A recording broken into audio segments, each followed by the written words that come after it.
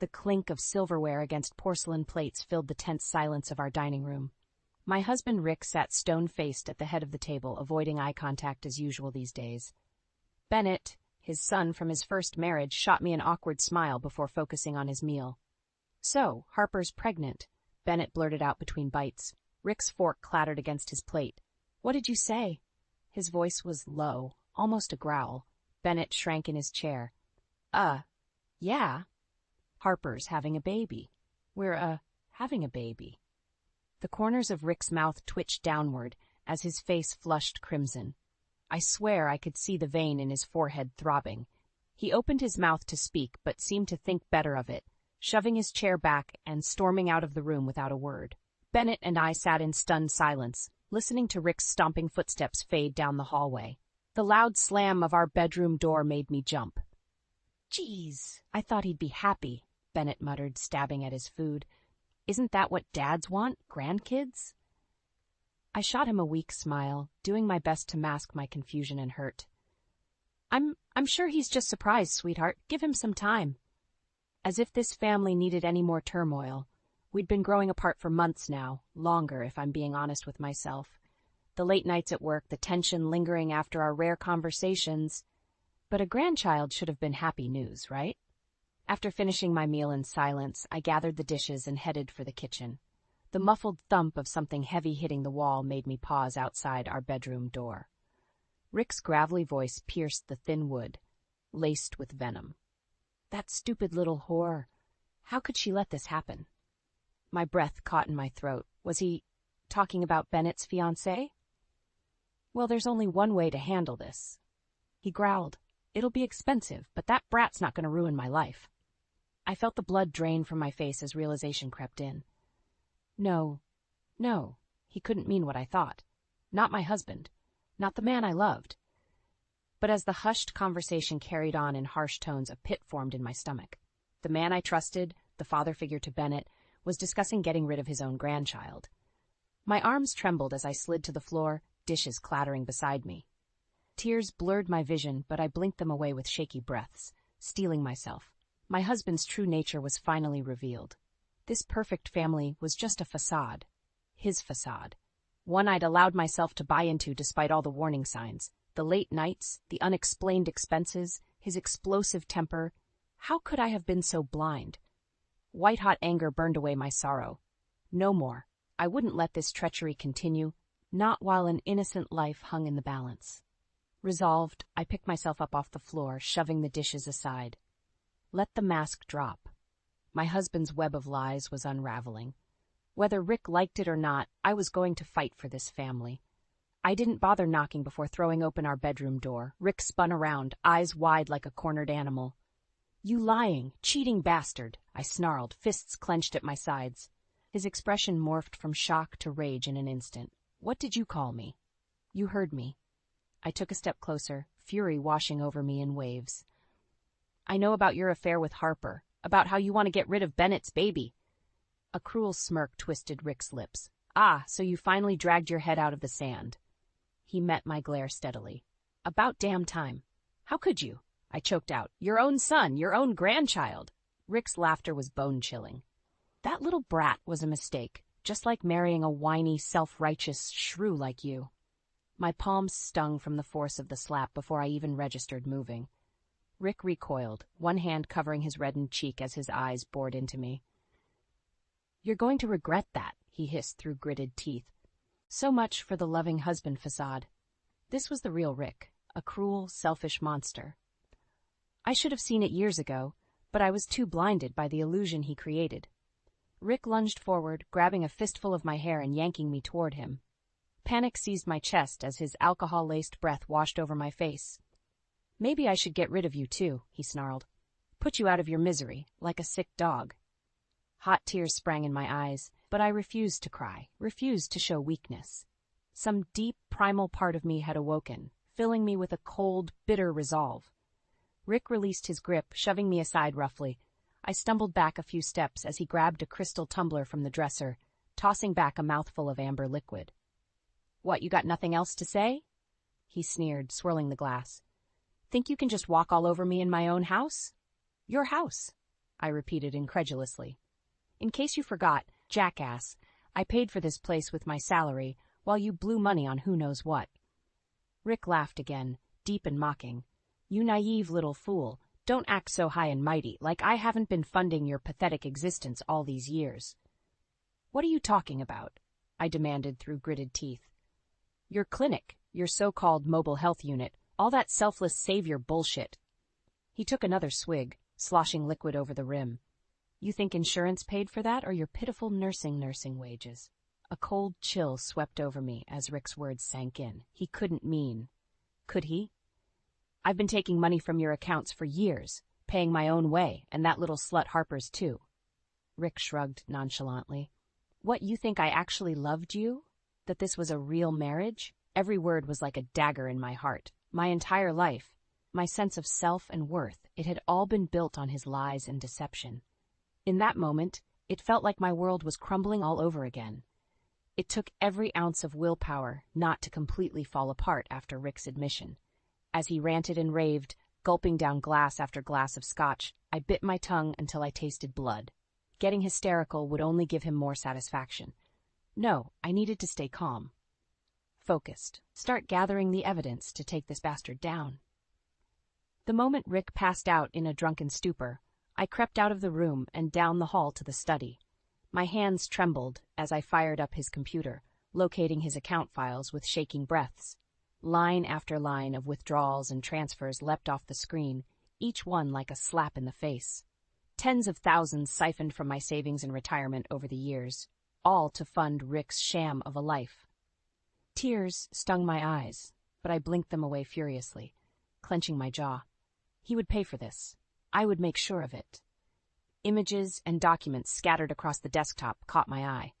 Plane tickets to Aruba, reservation confirmations at luxury resorts, bank statements for an offshore account in Harper's name. My heart pounded as I pieced together the sordid paper trail. That deceitful, lying prick had been robbing me blind for years to bankroll his sick little tryst. Fury boiled in my veins, blurring my vision.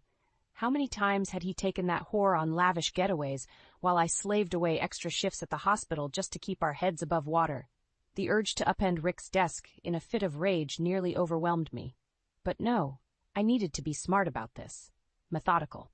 I ejected a blank USB drive from the computer and began copying every incriminating file in a daze, my teeth clamped so tightly my jaw ached.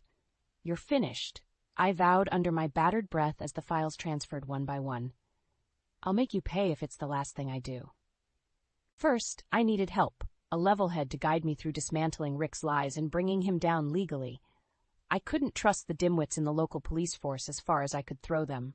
No, for a deadly serious situation like this, I needed someone I could trust implicitly. Someone hungry to take down a scumbag like Rick before he ruined more innocent lives. The answer hit me like a freight train. Marcus. My oldest friend, Marcus Flynn. We'd known each other since we were kids. Years of shared history, tears, laughter. When my dad passed away, Marcus was the only person who could pull me out of my grief. He was strong, driven, with an unshakable moral compass. And, oh yeah, he just happened to be a highly decorated detective, too. I pulled out my phone with trembling hands and tapped out a message. Marcus, it's Lila. I'm in trouble, and I need your help. Can you come over? His reply was instant. On my way. I exhaled slowly, feeling a glimmer of hope flicker in the pit of my churning stomach. If anyone could help me bring Rick's sordid empire crumbling down, it was Marcus. He was the only one I could truly trust. As I pocketed the USB of evidence, my mind flashed to Bennett. Poor, unsuspecting Bennett. I couldn't bear to watch him suffer the same gut-wrenching betrayal I had. No, for his sake, I'd make sure Rick faced the consequences discreetly. Whatever it took, that lying, cheating bastard's reign of terror was over, once and for all. Marcus arrived in record time, his brow creased with concern.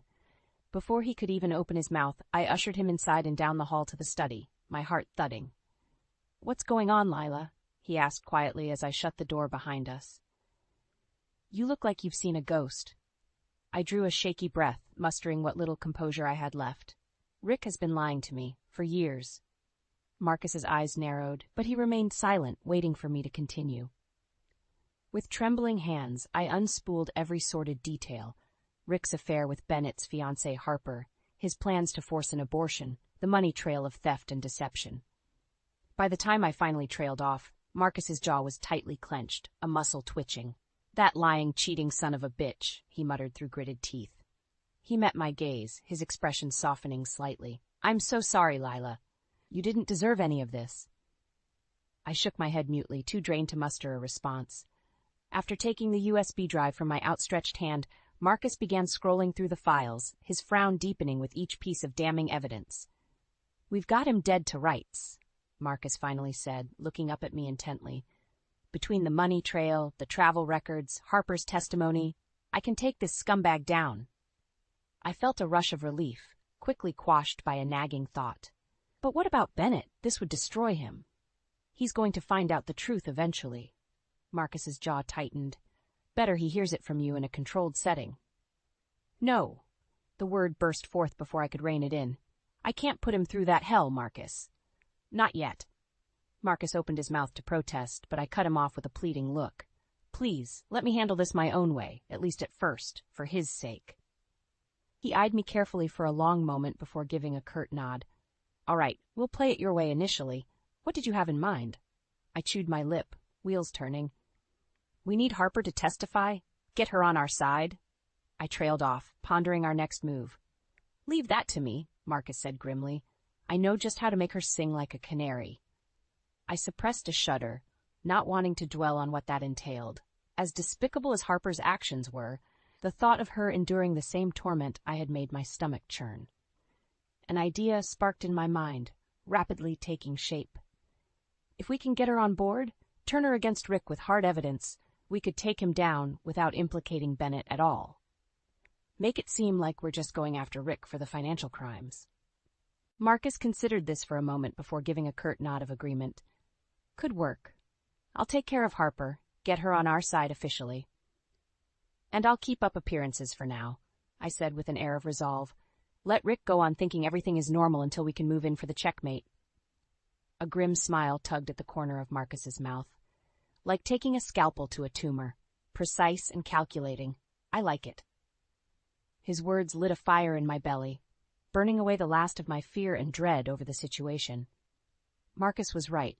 It was time to go on the offensive against Rick, to fight back with cold, exacting precision. No more games, no more empty promises or passive suffering. "Good," I stated firmly. "Then we have a plan, and one way or another I'll make that bastard pay his dues." We shook hands, sealing our pact. A new chapter was beginning, one of rage, retribution, and ultimately long overdue justice. After all Rick had put me through, all the hurt and anguish and betrayal, he was about to learn just how merciless a vengeful, scorned woman could be. For 2 agonizing weeks, I played the role of the oblivious, devoted wife to perfection. Each fake smile, each empty pleasantry through gritted teeth only fueled my simmering rage. Rick remained clueless, prancing around like he'd gotten away with the ultimate heist. The arrogant prick even had the audacity to flaunt his affair, leaving for business trips with that little tramp Harper every few days. All according to plan. When Marcus finally gave me the signal, I felt a dark sense of satisfaction wash over me. Showtime. I agreed to meet Rick at a swanky bistro downtown after his return from yet another illicit rendezvous. As we waited for our drinks, I watched him preen and posture, utterly convinced he'd beaten me into submission. The smug bastard had no idea what was coming. "You seem awfully chipper," I commented lightly, keeping my expression neutral. Rick's lips curled into a lazy smirk. "What can I say, dear? I'm a man reborn." He chuckled to himself. "No more burdens, no more dead weight dragging me down." I clenched my jaw, riding out a wave of white-hot fury. "Stay calm," I reminded myself. Let him keep digging his grave. "In fact," Rick continued airily, "I've been meaning to discuss some things with you, about the future and all that." "Such as?" I prompted, keeping my tone conversational. Rick's grin widened as he leaned across the table. "Well, for starters, I'd like to discuss getting a divorce. An amicable one, of course. I'm not a monster." A bark of laughter punctuated his words. "We can divide up assets like rational adults. I'd plan to be generous, considering your disadvantages." My heart thudded, but I forced myself to remain stoic. My disadvantages? No need to play coy. Rick waved a hand dismissively. We both know I'm the real breadwinner in this family. All those little hobby projects of yours, the clinic, health van, that would have fallen apart years ago if not for me. A low chuckle rumbled up from my chest. Is that so? Rick's brow furrowed slightly at my reaction, but his patronizing smirk remained. Yes, well, I think it's time we... Save it. I cut him off sharply. I'm not interested in your pathetic little settlement offers. Anger flashed across Rick's features before he regained his composure. Now, let's not be hasty. The only one being hasty was you. I stared him dead in the eye, acid dripping from each word. Thinking you could lie, cheat, steal, and pay your way out of consequences. His face drained of color. What are you talking about? I know everything, Rick. I leaned forward, keeping my voice low and venomous. About the money you siphoned from me to fund your twisted tryst with that whore Harper. About how you plan to force an abortion on your own grandchild. Rick's mouth worked soundlessly, grasping for a response. But there was no way out. I had him cornered. You're finished, I hissed with finality. The evidence has been collected, testimony secured. Your day of reckoning is here. As if on cue, Marcus appeared behind Rick, his face set in a grim mask. Richard Harrison, you're under arrest for embezzlement, fraud, and domestic abuse. Rick recoiled in shock, eyes bulging as Marcus recited his rights. When he turned back to me, his expression was one of pure, unadulterated hatred. You crazy bitch, he snarled, struggling against Marcus's restraints. I'll make you pay for this, you hear me? I'll take everything from you. I simply watched, unmoved, as Rick was forcibly dragged away, his threats and curses echoing through the restaurant.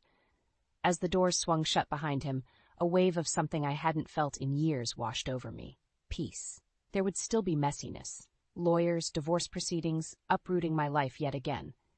But in that moment, it all felt extraordinarily trivial.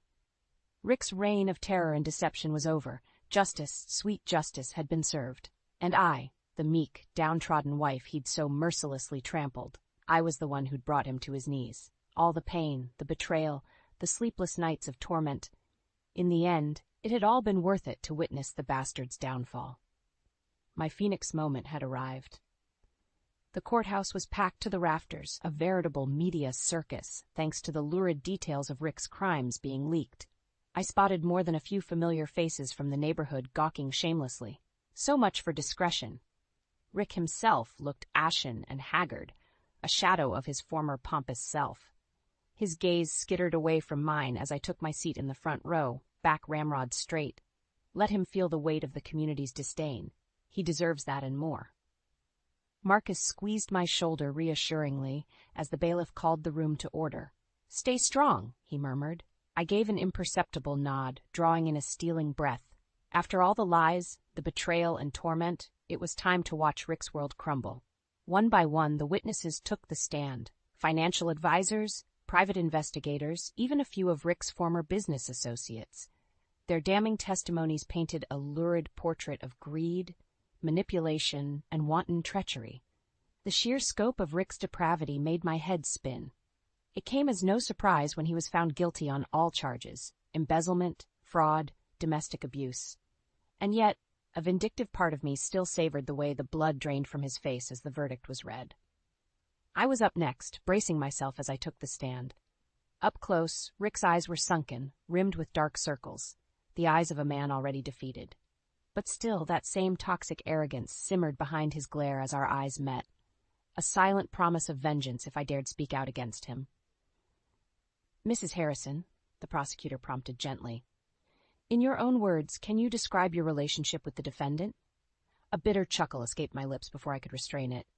My relationship? I turned my gaze to meet Rick squarely. That's a pretty weighted term to describe the hell he put me through. Objection! Rick's attorney sputtered, leaping to his feet, non-responsive and argumentative. The judge silenced him with a withering look. I'll allow it. Please continue, Mrs. Harrison. For a span of aching heartbeats, the courtroom held its collective breath. I could sense the weight of judgment pressing in from all sides, awaiting my testimony. Steeling myself, I began to recount the sordid tale, the money trail of theft and deception, the mental and emotional abuse, the outrageous affair with my stepson's fiancée. Each agonizing detail poured from my lips with startling clarity, as if the wounds had been reopened anew. Out of the corner of my eye, I caught Bennett flinch as I recounted learning of Harper's pregnancy. Poor kid. At least he'll be spared the worst of it. By the time I finished, not a sound could be heard in the courtroom, save for the occasional hushed murmur or throat clearing. The weight of Rick's betrayal seemed to have stunned the masses into silence. Except for Harper, I noticed Riley. She sat in the rear of the gallery, chin raised defiantly as she met Rick's withering glare. At least I'd have that, the satisfaction of knowing I wasn't the only one to yank the rug out from under that smug prick. "Thank you, Mrs. Harrison," the judge said at last, clearing his throat brusquely. "You may step down." With a curt nod, I vacated the stand, allowing myself one final withering glance at the broken husk of the man I once loved. The self-righteous arrogance that had once radiated from Rick in waves was nowhere to be found, only a pitiful shell of shame and defeat. His day in the sun was over, and it was all his own doing. An odd sense of melancholy washed over me then, startling in its intensity. So much pain, so much wasted time and effort, all for his selfish desires and fragile ego. If only he'd been capable of loyalty, of integrity. Maybe then none of this would have happened. But those ponderings were for another time. For now there was only resolution, finality, as the judge returned to deliver Rick's sentencing. Heavy fines and asset seizures. Prison time. Decades of it. Every meaningful piece of the life he'd so carefully constructed, every ill-gotten prize he prized, ripped away, one by one. As the bailiffs led Rick away in shackles, I felt the first inklings of a strange new emotion blossoming in my chest. Lighter than the bitterness and rage, yet somehow deeper, woven through with wisdom hard-earned. Liberation. I was shrugging off the shackles of Rick's betrayal at long last, ready to begin anew. And this time, the path forward was of my own making. The divorce proceedings were surprisingly civil, all things considered. With Rick facing hard prison time and the bulk of his assets seized, he had little recourse to contest. Not that I would have allowed him to squirm his way out of taking responsibility. Our decree was finalized quickly and quietly, no dramatic courtroom showdowns or underhanded delays. Just 2 signatures scrawled onto documents, officially untying the knot. I can't say I felt any sense of sadness or heartache as I inked my name, just resignation, release, the closing of one tumultuous chapter, and the prospect of beginning anew. It helped that I wasn't alone this time. "You ready for this?" Marcus appeared in the doorway, hands tucked casually in his pockets. Always the steady presence, my rock through the whole sordid affair. I let out a slow exhale, rolling my shoulders back. More than ready. It's time to leave the past behind for good. A ghost of a smile played across Marcus's lips as he gave a slow nod of understanding. Funny how just his familiar presence could instill such a sense of tranquility. After the chaos and torment, having an ally I could truly trust was invaluable. With the RL&C offices in our rear view, an odd giddiness took hold, a sense of weightlessness, like awakening from a fevered dream. The future was finally unwritten, ripe with possibilities. Over celebratory pancakes at our favorite diner, I couldn't stop stealing sidelong glances at Marcus, committing every laugh line and crinkle to memory. He really was devilishly handsome when he wasn't weighed down by the job, I mused. Our eyes met over the table, twin sparkles of mischief dancing there. "What?" I teased. "Something on my face?" Marcus chuckled, low and warm. "No, just hadn't seen you look so carefree in ages. It's nice." I felt heat creeping up my neck at the unexpected compliment, but didn't look away. There was no need to hide or deflect anymore, not with Marcus. "Well, get used to it, detective. The shackles are off now." An undeniable spark of chemistry crackled between us, one I didn't feel the need to resist or dwell on overanalyzing. Not now, maybe not ever. We'd have time to explore whatever this was. For the first time in forever, the path forward was my own to forge. The days and weeks ahead passed by in a contented blur. I sold the home Rick and I had shared, cashed out what assets I could recover, and began making plans. Plans for a fresh start, a new life. One firmly in my control and tailored to my passions. One that rejected the trappings of greed and ego that had poisoned Rick's soul. The thought of channeling my life's work into helping others, providing care and compassion to the underserved and overlooked, set my heart alight with purpose. Marcus proved instrumental in turning my dreams into reality. Using a portion of my settlement fund, He helped me secure a property in a low-income urban neighborhood, prime territory for establishing a health clinic and community outreach center. "You're really going all in on this, huh?" he commented as we pored over zoning permits one evening, highballs in hand. I shot him a wry look over my glasses. "You sound surprised. This is what I was born to do, Marcus. Make a real difference in people's lives." "No, I know." He held up placating hands, a hint of a smile playing at his lips. "Just an observation. You've got that fire in your eyes again, that sense of purpose. It's admirable." I felt my cheeks warm at the praise, suddenly grateful for the stack of paperwork shielding us. Focus, Lila. As the clinic took shape, a refurbished space brimming with warmth and cleanliness, I poured every ounce of my energy and passion into crafting the ideal care environment.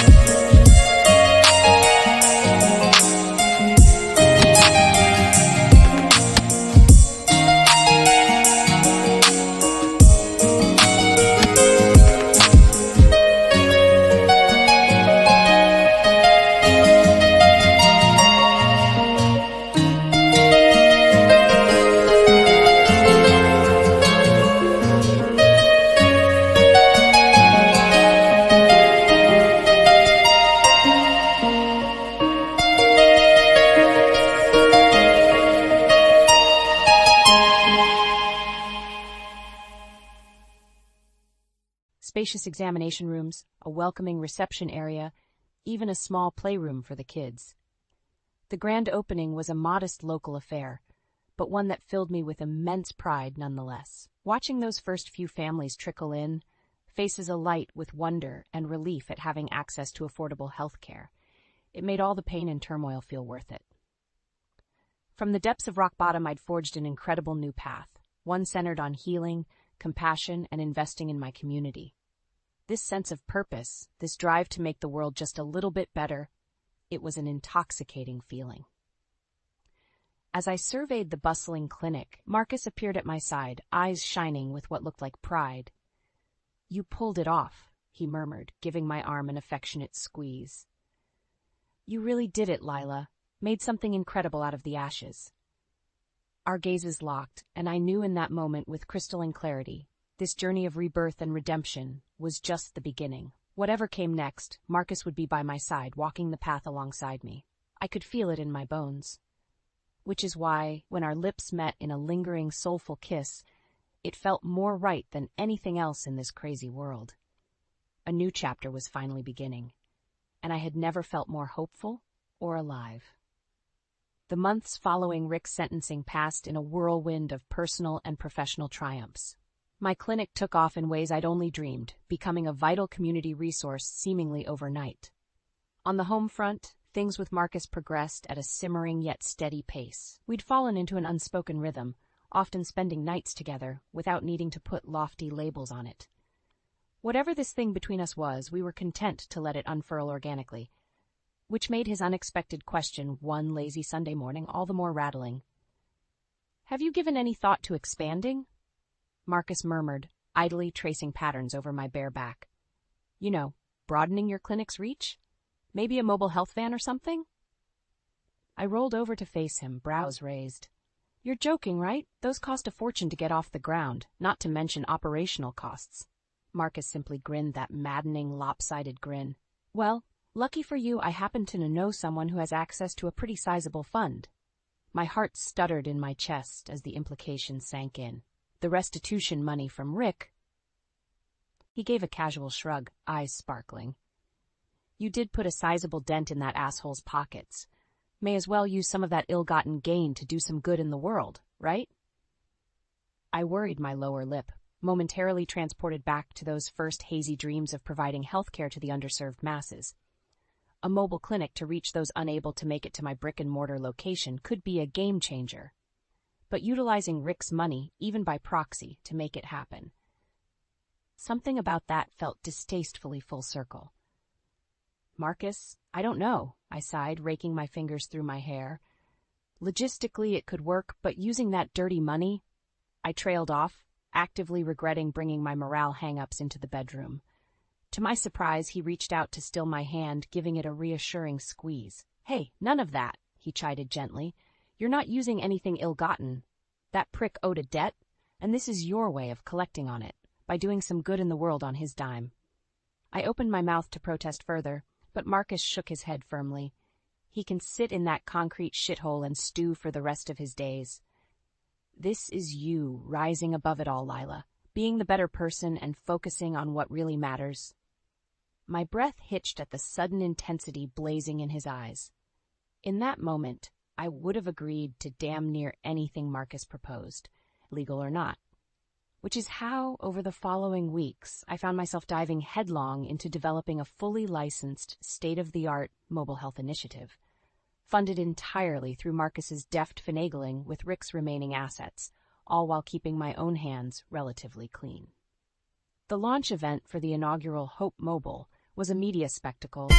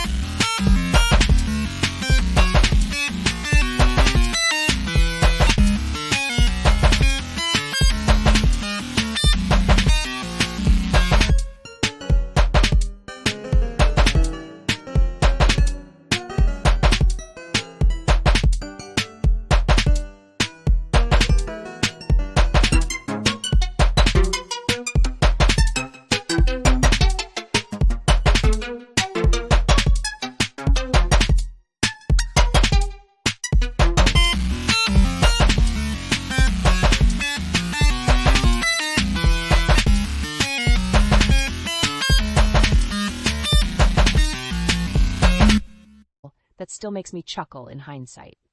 Every local news station jockeying for FaceTime with the resilient Afghan war widow spearheading such a noble cause. Truth was, despite my protests, Marcus had spun my backstory into a compelling narrative for the public, one he knew would draw maximum goodwill and donation support, all without my input or consent. "You crafty son of a bitch," I growled through a steely grin as the cameras finally stopped rolling. "This was your plan all along, wasn't it? Using me as a prop for the big heroic widow PR push?" Marcus at least had the good grace to look slightly abashed as he stepped closer, tugging the lapels of my blouse.